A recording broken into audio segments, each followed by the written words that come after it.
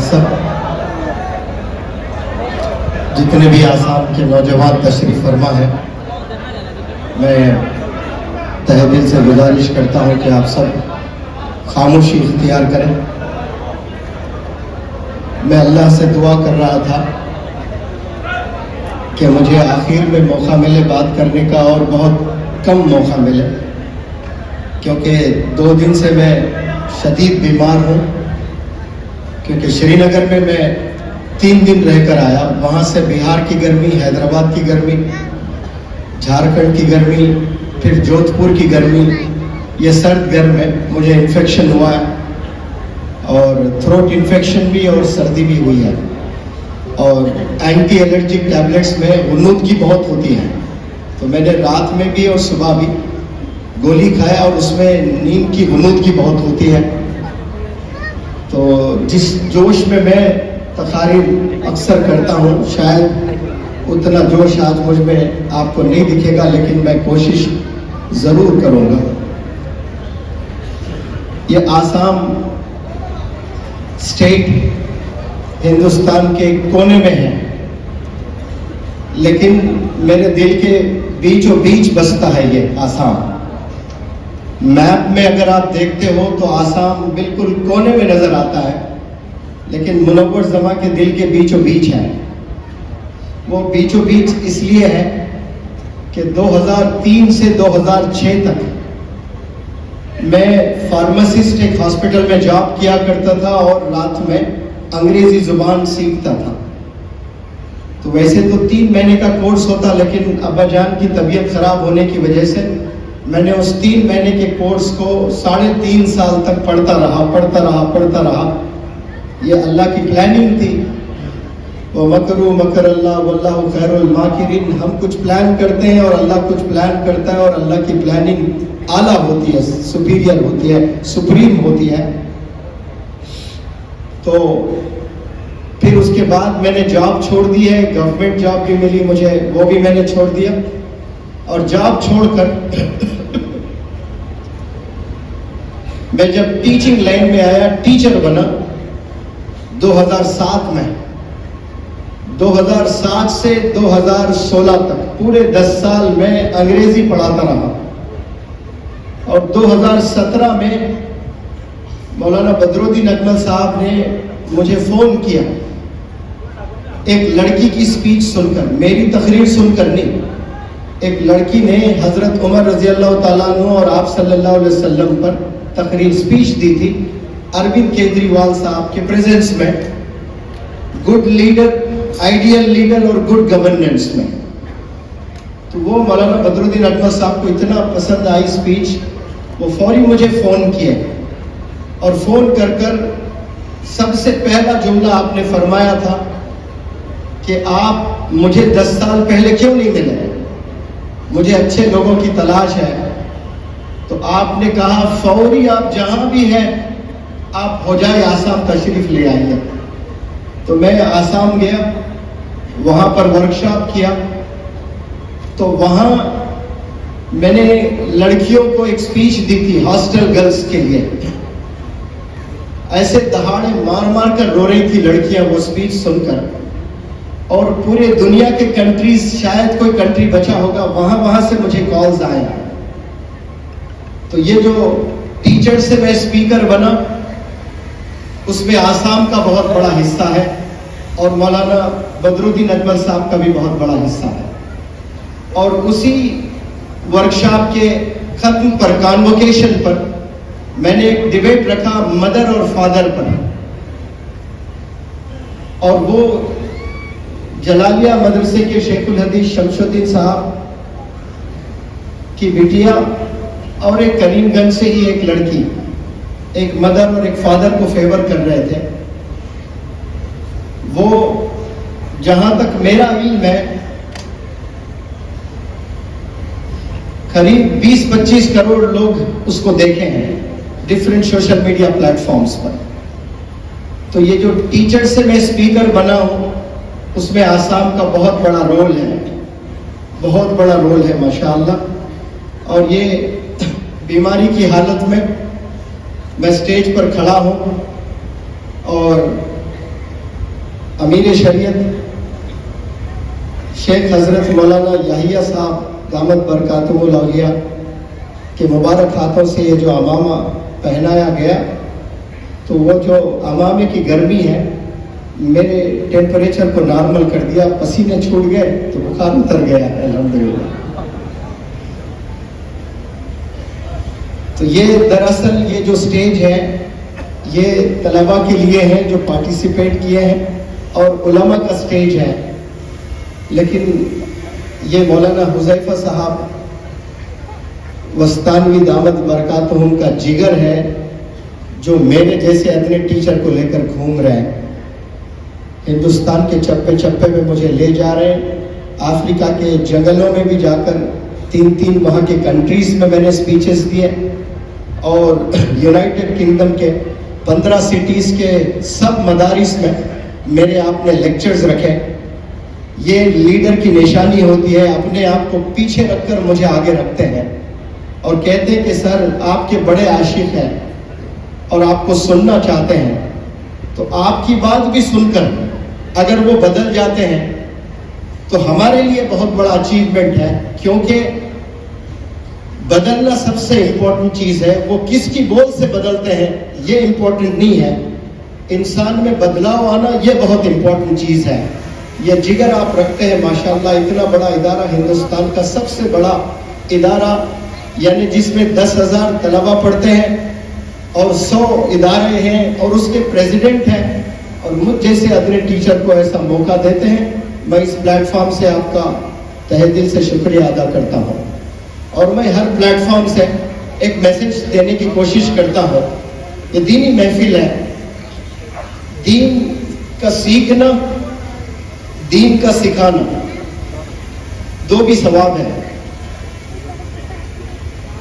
دین کا سیکھنا، دین کا سکھانا، یا قابل ٹیچر بننا یا قابل لیڈر بننا، اس کے لیے میں نے جو سمجھا ہے اس پر میں روشنی ڈالتا ہوں۔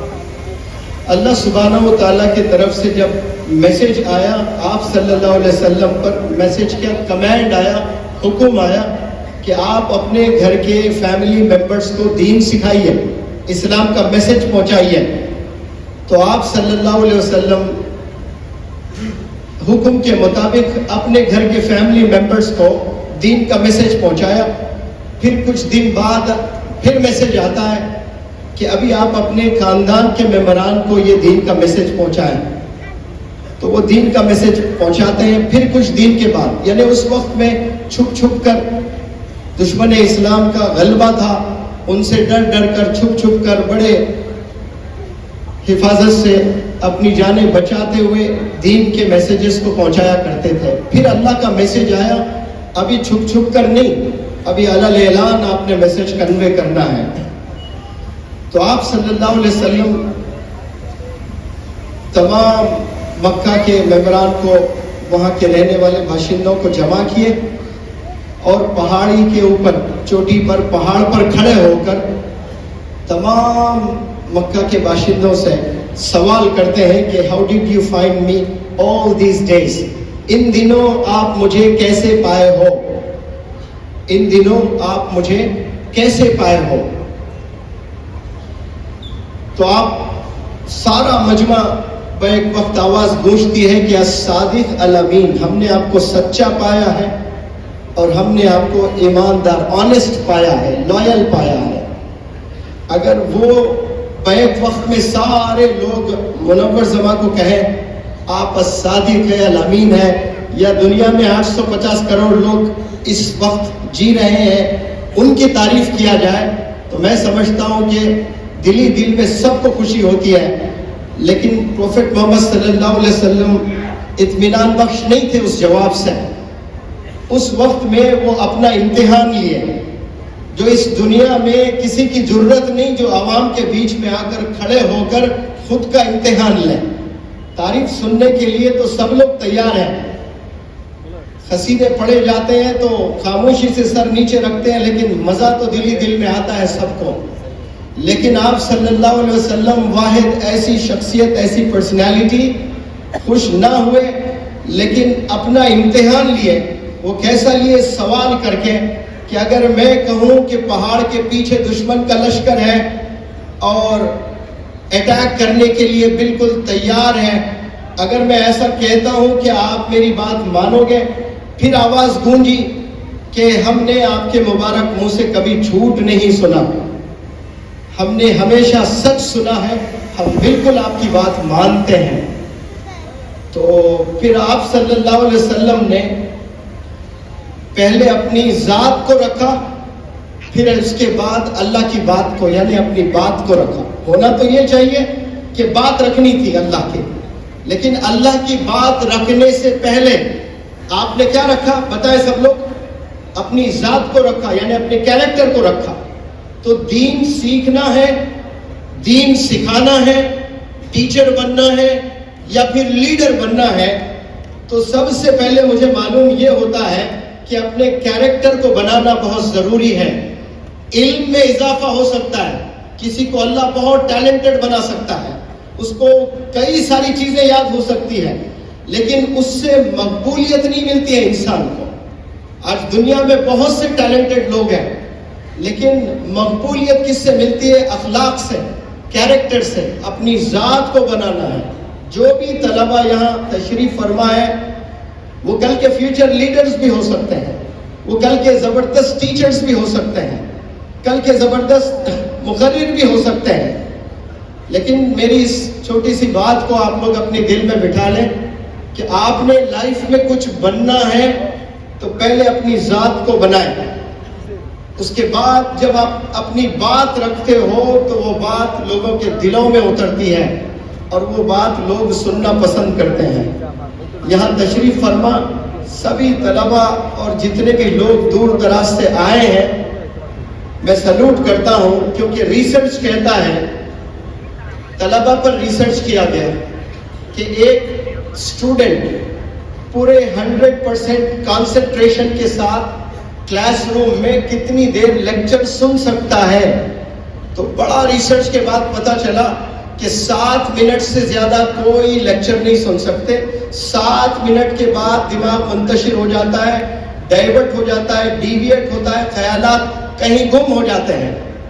لیکن ماشاءاللہ یہاں 7 منٹ نہیں، آپ لوگ 12 بجے جمع ہوئے یہاں نماز کے لیے، تو 12 سے لے کر آپ 3:45 ہو رہے ہیں، تو آپ یہاں جو بیٹھے 4 گھنٹوں سے سلام کرتا ہوں میں، آسان چیز نہیں ہے۔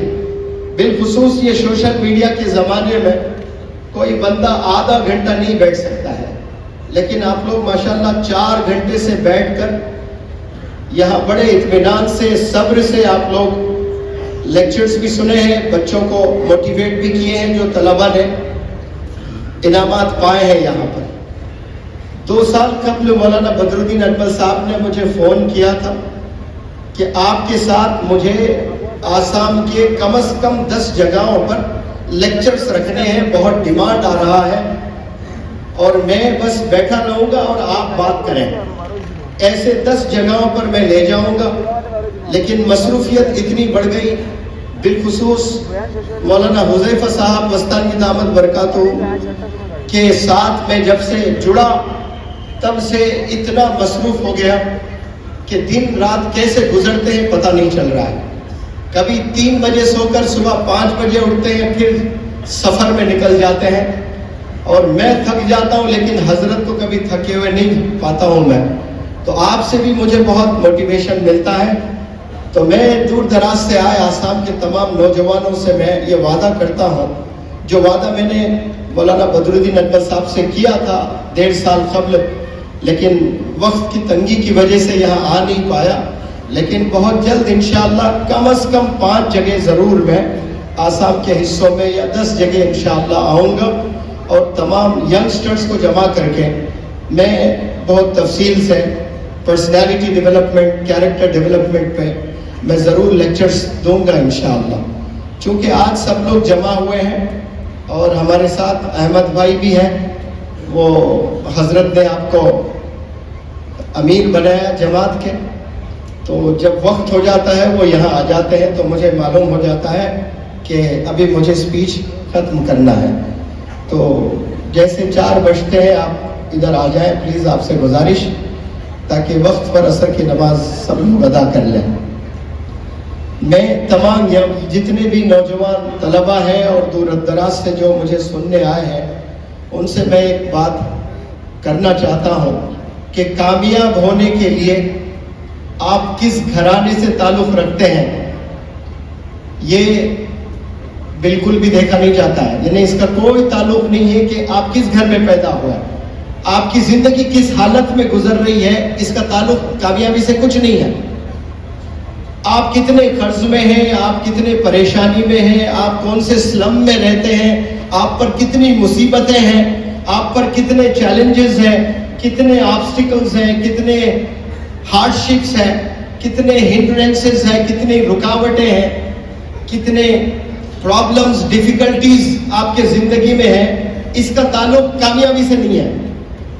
کامیابی انسان کو کوئی بھی فیلڈ میں اگر آپ چاہتے ہو تو سب سے پہلی جو چیز ہے وہ ارادہ، نیت۔ جب انسان میں مصمم ارادہ ہو جاتا ہے تو وہ آدھا کامیاب ہو جاتا ہے، یعنی ایسا مصمم ارادہ جو اس کو دن رات محنت کر رہا ہے اور مزہ آ رہا ہے، کبھی بوریت نہیں ہو رہی ہے اس کو، تو وہ ارادہ سب سے پہلی سیڑھی ہوتی ہے۔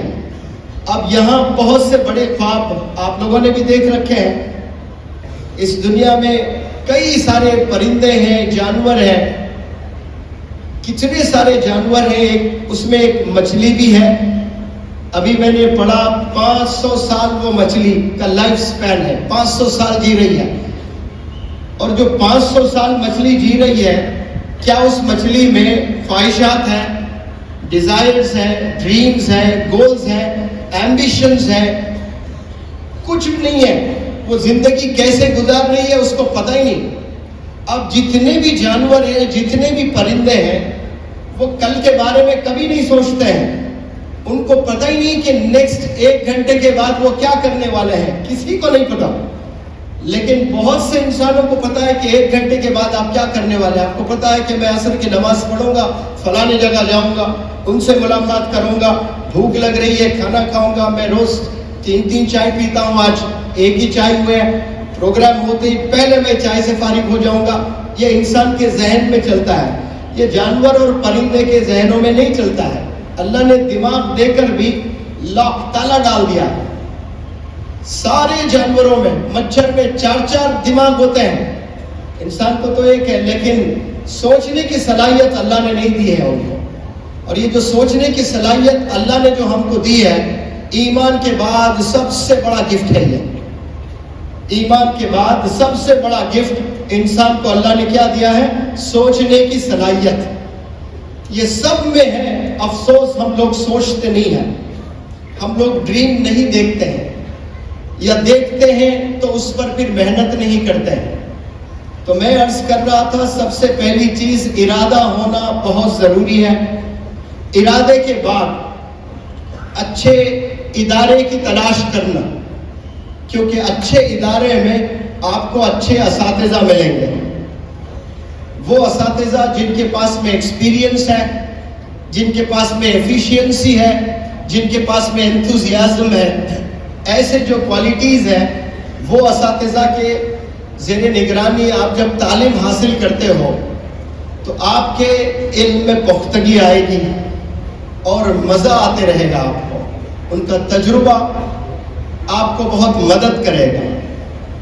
تو جس لائن میں بھی آپ جانا چاہتے ہیں، کامیاب ہونا چاہتے ہو، منزل کو چھونا چاہتے ہو، تو یاد رکھیں ارادہ ہونا مصمم، یہ سب سے پہلی سیڑھی ہے۔ دوسرا، ادارہ تلاش کرنا۔ آپ نے انگریزی میں ایک کہاوت ہے کہ this world has shrunk into a global village۔ یہ دنیا ایک ولیج کی طرح سمٹ گئی ہے۔ اتنا آسان ہوا ہے کمیونیکیٹ کرنا، یا ایک دوسرے کے سے ملاقات کرنا، یا دیش کے اس کونے سے اس کونے تک، یا پھر کنٹریز کے سیر کرنا بے حد آسان ہو گیا، جو 200 سال پہلے آسان نہیں تھا کمیونیکیٹ کرنا۔ لیکن آج یہاں بیٹھ کر امریکہ میں کیا ہو رہا ہے، آپ ٹیلی ویژن پر دیکھ سکتے ہیں, سوشل میڈیا پر دیکھ سکتے ہیں, اور خود آپ 2-3 گھنٹے 4 گھنٹے 6 گھنٹے میں وہاں پہنچ بھی جا سکتے ہیں. اتنا آسان ہوا ہے. تو یہ ادارے تلاش کرنا گویا بہت آسان ہو گیا. اسی لیے حدیث علماء سے میں نے سنا کہ دین سیکھنے کے لیے اگر آپ کو چین تک بھی جانا پڑے تو چین جائیں آپ. اس کے حوالے سے میں کہہ رہا ہوں کہ اچھے ادارے تلاش کرنے میں آپ کو دیش بھی اگر چھوڑنا پڑے تو آپ کو چھوڑنا پڑے گا, جانا پڑے گا آپ کو. آپ ہی کے گاؤں میں بیٹھ کر ساری چیزیں نہیں ملنے والی ہے آپ کو. قربانی دینا بے حد ضروری ہے. آدم علیہ السلام سے لے کر آپ صلی اللہ علیہ وسلم کم و بیش 1,24,000 پروفٹس آئے ہیں اس روئے زمین پر, جن کے کہانیاں, جن کے قصے, جن کے سٹوریز آپ سنیں گے تو سب کی زندگی میں آپ کو یہ قربانیاں پائی جائیں گی. سب نے بہت قربانیاں دی ہیں. تو کامیابی کی سیڑھی قربانی ہے. جو بھی بندہ کامیاب ہونا چاہتا ہے وہ بنا قربانی دیے کامیاب نہیں ہو سکتا ہے. اس لیے قربانی دینا, اپنے خواہشات کو چھوڑنا, اپنے گھر کو چھوڑنا, محلے کو چھوڑنا, گاؤں کو چھوڑنا, اور تعلیم کے لیے دور دراز بھی جانا پڑے آپ کو جانا ہے, اور تعلیم اور سکلز آپ نے ڈیولپ کرنا ہے انشاءاللہ. اور یہ 2 چیزوں کے علاوہ اور مزید بھی چیزیں ہیں. وہ کیا ہے کہ آپ نے والدین کی دعائیں لینی ہیں. آپ روزانہ 1 قرآن پڑھ لیں اور کتنے نفل کی نمازیں پڑھ لیں, لیکن آپ کے بول والدین کے ساتھ صحیح نہیں ہیں, والدین آپ سے ناراض ہیں, تو پھر اللہ بھی صاف صاف کہتا ہے کہ میں بھی آپ سے ناراض ہوں. اور 850 کروڑ جس میں کئی پریزیڈنٹس, کئی پرائم منسٹرز, کئی بزنس انٹرپرینرز, یہ سب جڑ جائیں آپ کی مدد کے لیے, اور اللہ ناراض ہے, آپ کو لے آ کر پیڈسٹل اونچے تخت پر بھی بٹھا دیں, آپ کی کچھ پل کی کامیابی اس دنیا میں رہے گی, لیکن اللہ کی نظر میں آپ کچھ نہیں ہو جب اللہ ناراض ہے. تو یہاں میں پورے ہندوستان میں گھوم گھوم کر ورکشاپس کرتا ہوں. 10 میں 7 پیرنٹس کو پریشان پاتا ہوں. 10 میں 7 دہاڑے مارتے ہوئے روتے ہیں پیرنٹس قصے سنا کر. ایسے قصے کہ میری بچی پرکھے میں کالج جاتی ہے, گلوز پہنتی ہے, آئی بالز کے علاوہ کچھ نظر نہیں آتا ہے, لیکن وہی لڑکی کے بارے میں جب دوسرے محلے کے لوگ آ کر شکایت کرتے ہیں تو دل پر کیا صدمہ گزرتا ہے میں بیان نہیں کر سکتا. شروع میں تو میں لوگوں سے لڑتا تھا کہ نہیں میری بچی ایسا نہیں کر سکتی, محلے والوں سے لڑ لیا میں نے, لیکن اس کے بعد جب وہ لا کر ویڈیوز دکھائے کہ پارک میں فلانے بچے کے ساتھ میں, ہوٹل میں فلانے بچے کے ساتھ میں, بائک پر فلانے بچے کے ساتھ میں, 3-3 5-5 بوائے فرینڈز رکھ رہی ہے آپ کی بچی, اور میری آنکھوں سے میں نے دیکھا, سر دہاڑے مارتے ہوئے رویا میں, اور اسلام اجازت دیتا میں اسی پل خودکشی کر لیتا. کبھی میں نے نہیں سوچا. اسی لیے میں لڑکیوں کو جب ایڈریس کرتا ہوں تو کہتا ہوں جب تک آپ کی نظر نیچے رہے گی سڑکوں پر, جب آپ چلتے ہو تب تک آپ کی والدین کی نظر اوپر رہے گی. فخر سے روڈ پر چل پاتے ہیں وہ لوگ. آج یہ حال ہے, گھر سے باہر نکلنے کے بعد نوجوان بچے, نوجوان بچیاں کتنے گناہوں میں ملوث ہوتے ہیں. والدین کو ذرا بھی فکر نہیں ہے اور علم نہیں ہے, ذرا بھی معلوم نہیں ہے کہ میرا بچہ کیا کر رہا ہے. مصروف اپنے زندگی میں ماں باپ ہیں اور سمجھتے ہیں کہ ہم اچھے اسکول میں, اچھے کالج میں, اچھے یونیورسٹی میں ہم اپنے بچوں کو پڑھا رہے ہیں, لیکن وہ بچے جا کر کیا رہے ہیں یہ والدین بے خبر ہے اس سے. اسی لیے والدین کی بھی ذمہ داری ہے. میں ہر سٹیج سے کہنے کی کوشش کرتا ہوں کہ اللہ نے 2 آنکھ آپ کو دیے ہیں, تو ایک آنکھ سے محبت کریں,